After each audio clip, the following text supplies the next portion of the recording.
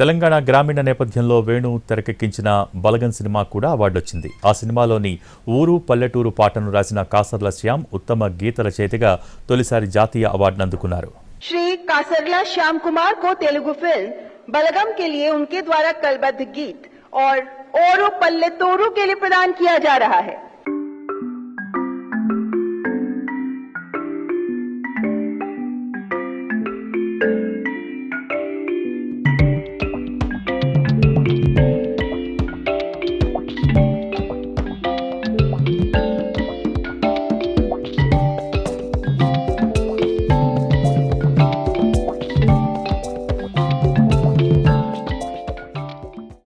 న్యూఢిల్లీలో 71వ జాతీయ చలనచిత్ర అవార్డుల ప్రదానోత్సవ కార్యక్రమం అట్టహాసంగా జరుగుతోంది.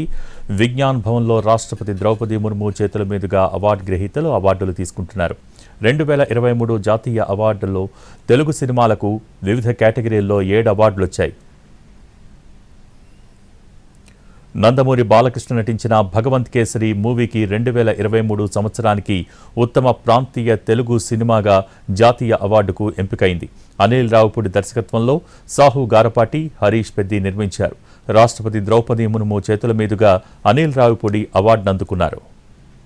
తెలంగాణ గ్రామీణ ప్రాంత నేపథ్యంలో వేణు తెరకెక్కించిన బలగం సినిమా కూడా అవార్డు వచ్చింది.